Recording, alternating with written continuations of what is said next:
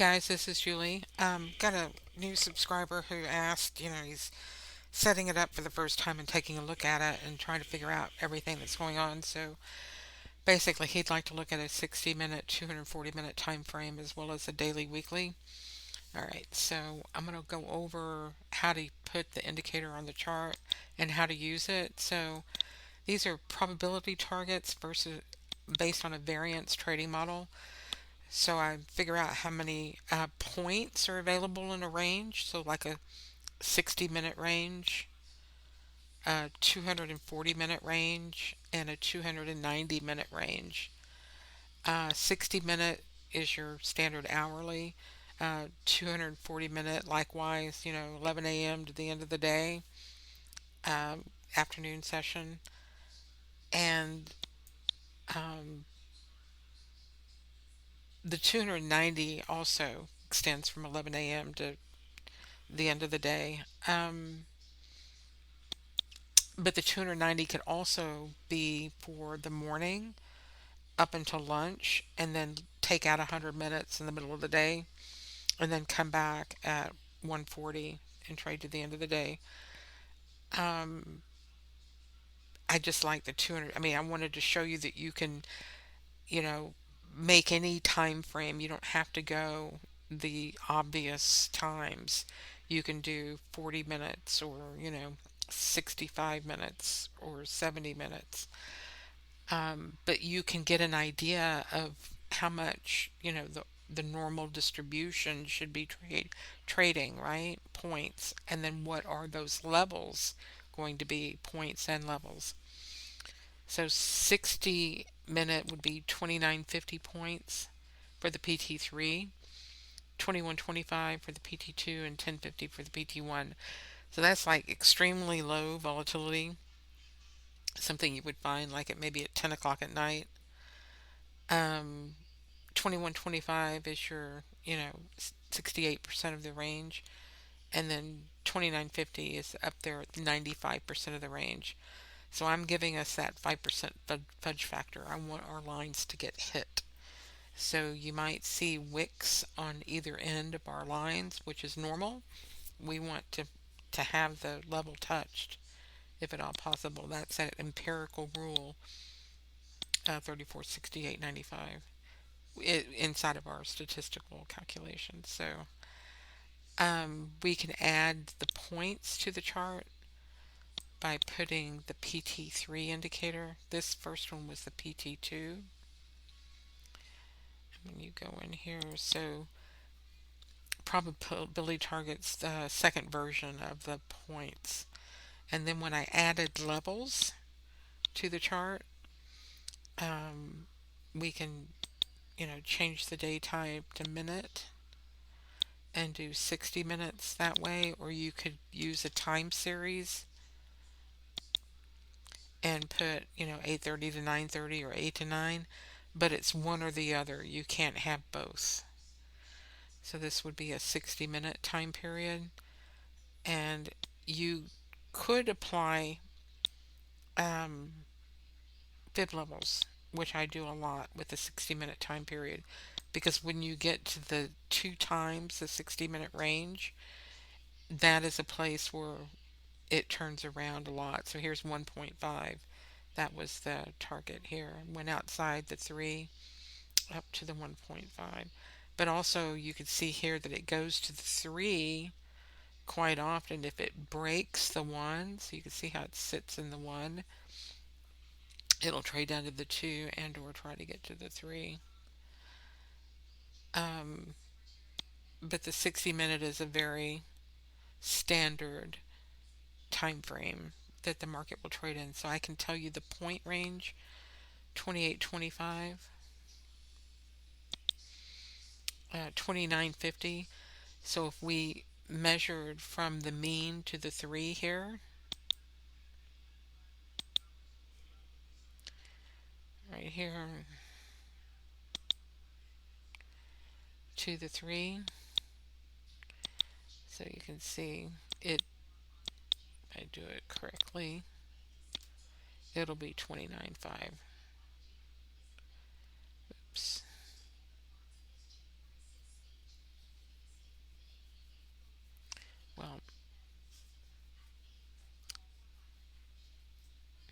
It's right there. Close enough. You see what I'm saying? 29.5. It is 29.5. So I'm giving you the points and the levels. 21.25 and 18.50. So you can envision a variance trading model, and you see how they use the 1, 2, 3 just like I do, time and price. And so you can build, like if you wanted to go long the market, no better place to buy than that 60-minute three, or anything really dip outside of that three if you're going long, and look for those reversals. So the long signal would have been right here on this white bar. See, goes up. And the same thing coming down. You want to sell those upper threes if you were going short anytime, if you were going short anytime it gets back to that upper three. So like you could see, let's spread this back out. Sorry. So you can see we're coming down, and then it reversed back to that upper three and it turned around. So there's your first bar back in. Very typical, of using, you know, 60-minute distributions to help place, the the volatility in the market that the funds and traders like to use. Um, so you can put other time frames on the chart. So if you wanted to make this a 240 minute, you can either add another indicator on the chart so that you can see both time frames,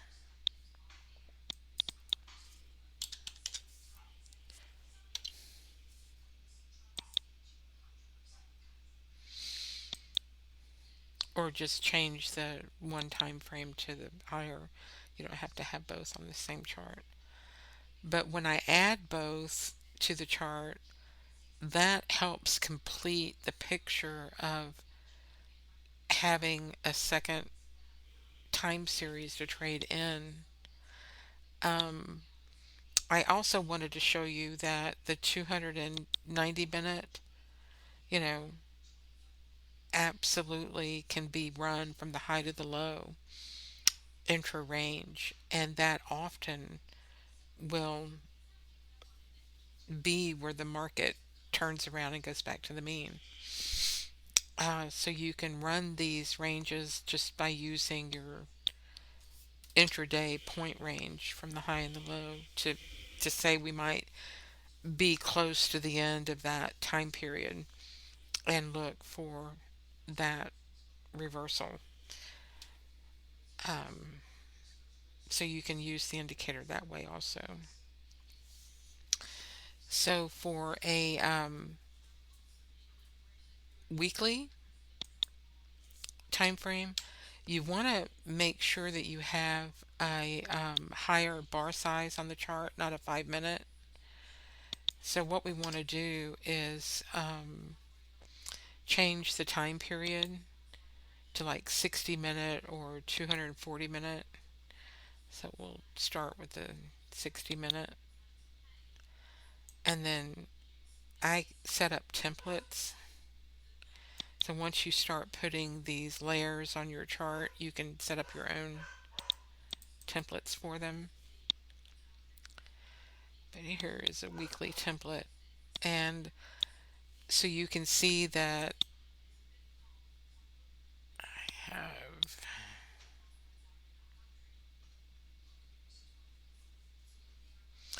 a 7 day close, a 7 day open, a 1 week open, and a 1 week close. And the 1 week is the number of trade days in the week versus calendar days. And these are all the standard 14 period. But you could also add more lines to the chart by selecting a 7-day one period range, which is the R ball, or a weekly R ball.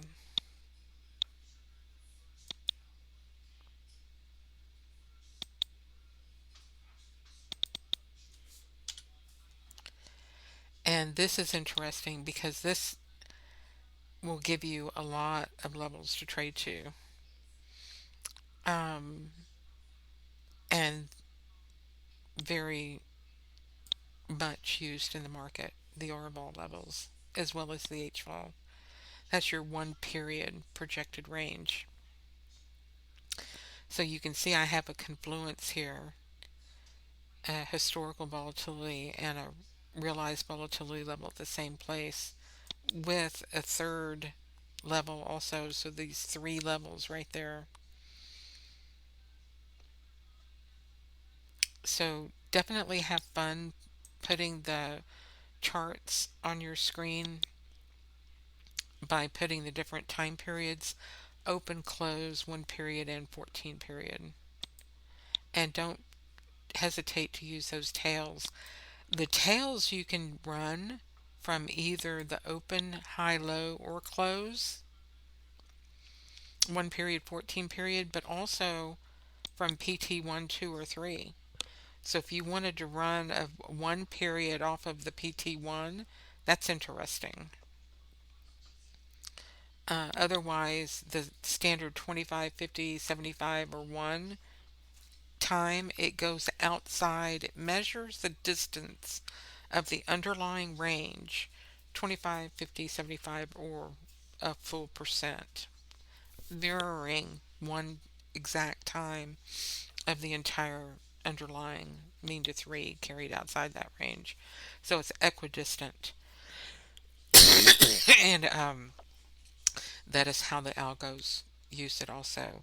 They go to these equidistant levels. Okay. And means. They trade the means of these levels, especially the weekly, monthly mean, as well as, daily means.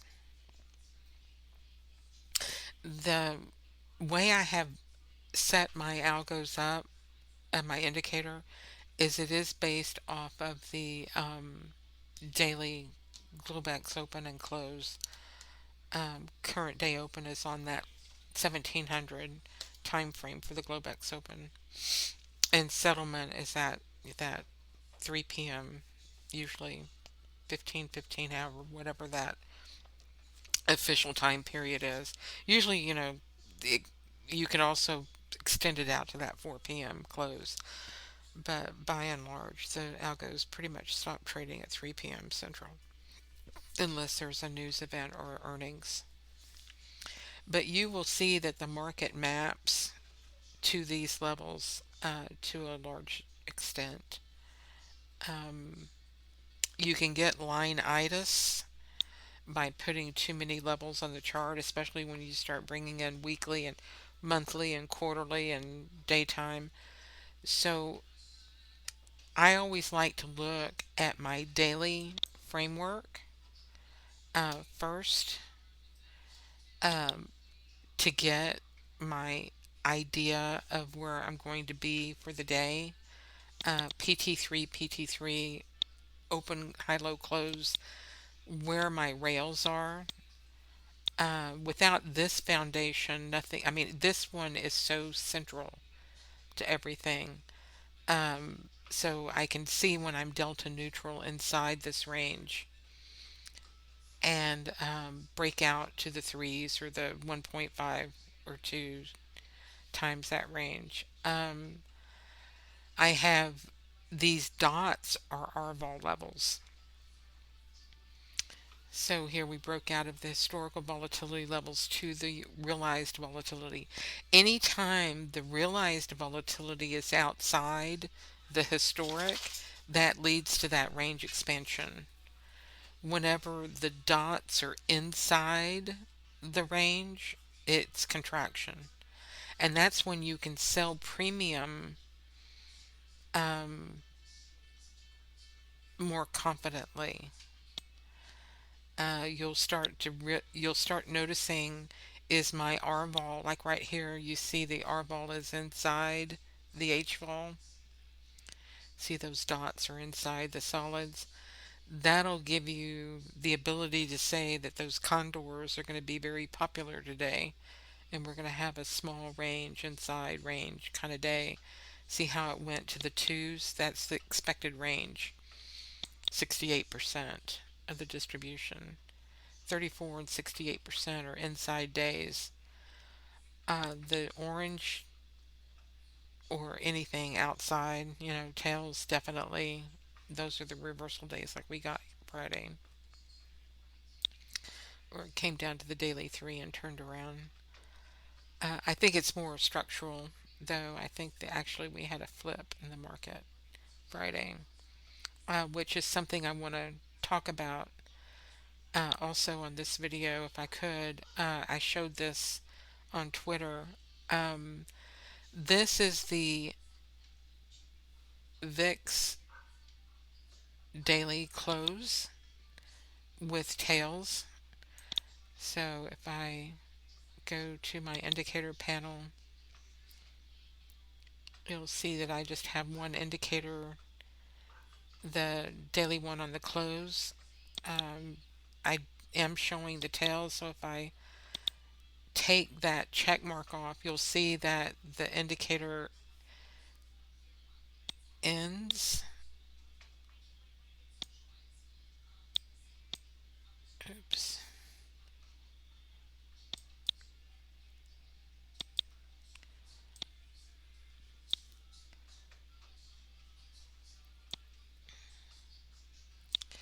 So you can see the market will often stop on the daily three. That's the full daily range. But when it expands outside the daily close, it could be going to the daily open. Remember, there's a huge gap in the VIX between the open and close. These are just the closes. And you can add the tail, and that range extends out one time equidistance, 25, 50, 75, 1. And that would be one time from mean to 3. Um, so if you take your rectangle, there it is, and you measure from the middle of the range to the 3,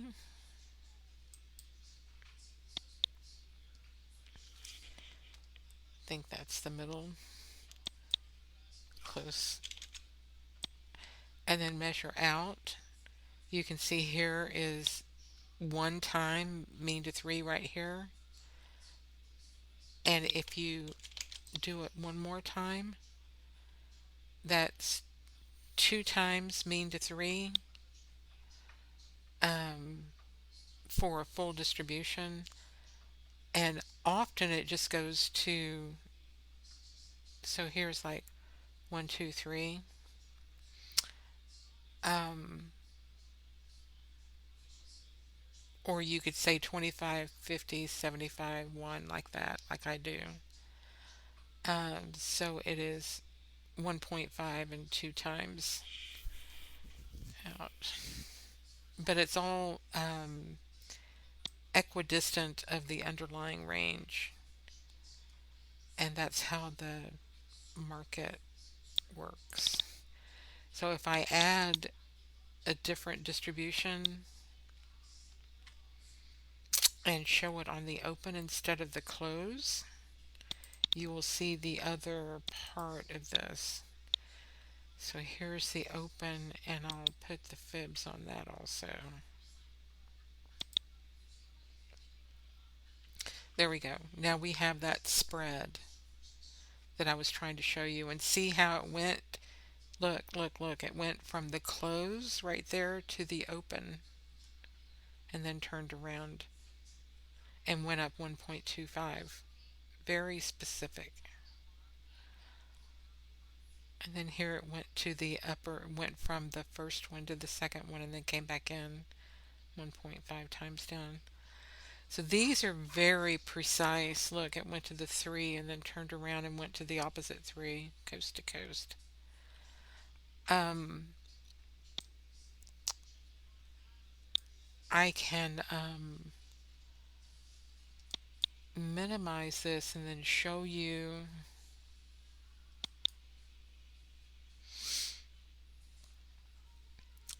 that flip. Let me put this back.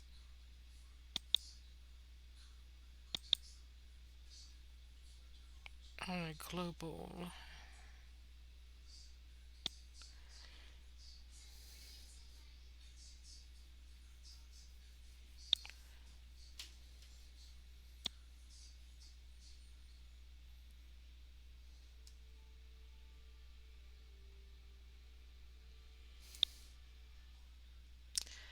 Sorry, hang on 1 second. I've got this messed up.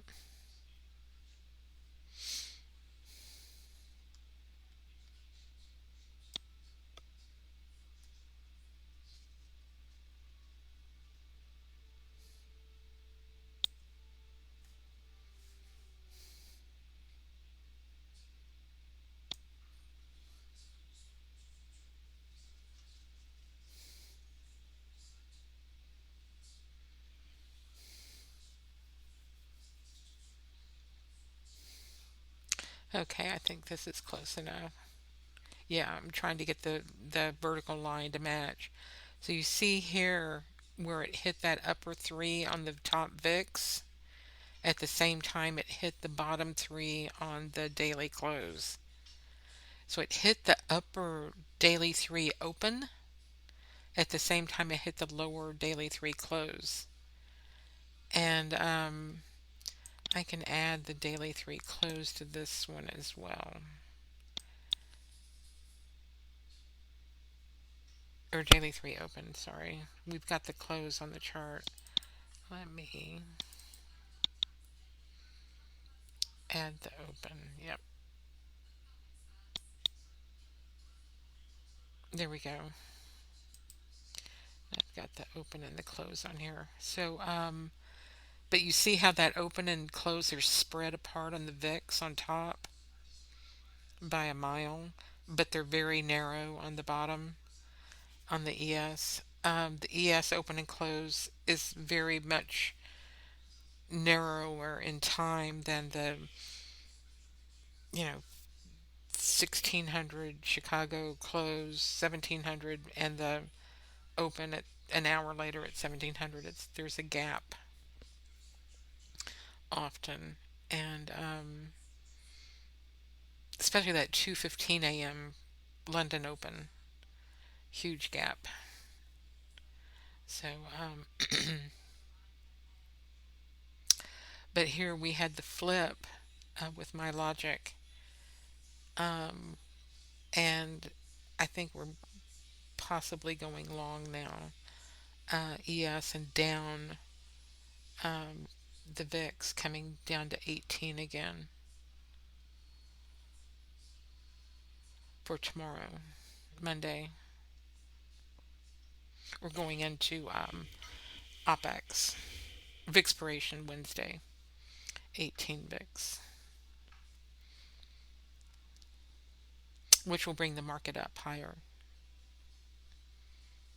as the VIX comes down. So keep that in the back of your mind. And I will show you how to set this up so that you're seeing when the market flipped. Look at these ones. The daily close and open here held the VIX as the ES sold off. So when the ES sold off here at this daily 1 and went down to its daily 3, that section right here, the VIX was climbing The VIX was going higher on its daily one to the daily threes as the ES was coming down. So this section right here was perfectly in tune with the VIX going long. VIX was going long vol and the ES fell from the 1 to the 3. This is perfect synchronicity. And then we flipped short at that upper daily 3 to the lower daily 3 right there, and it went inside. So this flip from when it left the daily 3 short coming back in is when the ES flipped long and came into the daily 1 at the same time this daily 1 reached. We hit it right here at the same time. So this needs to be over here just a little bit there. When this reached, it went right here, right at the same time. And as soon as this crossed inside to go to the other one, so it went from 1 to 1, we came down on the VIX. It's the hair crawling on the back of your neck to the lower daily one. Look at that. At the same time, this ES went from daily 1 to daily 1. The VIX went from daily 1 to daily 1. Are you seeing this? They crossed the chasm together. So that crossing the chasm is what I saw. And the Jats PT mapped it. And then when it got to this upper daily one, they pushed it down, the pinchy bendeos that they are. But anyway, it got to stay back inside delta neutral. And this is the shit part I started posting on Twitter about yesterday. Sorry for my mouth, but it went completely caca. Where it wasn't trading long or short. I mean, I was telling people you're going to have a hard time trading short, and that's because it flattened out. But definitely, we're still in this long. I think we flipped our script Friday. So I would not be surprised to see this now, with 20 being the high um, VIX resistance, and we float back down to 18. And we'll see this continue to move up in the market. But you can set up your VIX to see the VIX go with the ES pretty much synchronized together on those daily opens and closes. It was in tune Friday for sure, and it also tracks on other days similarly. So you can see how the volatility was rising here, going up in the VIX, and so the ES was going down, down, down, down, down. So you can trade your VIX ES in lockstep like that, and I'll help you visualize this with the VIX ES blend template if you would like. If you have Bloodhound, let me know, and I'll help you with how I set that up so that you can see the same thing. All right, guys, I hope that helps you.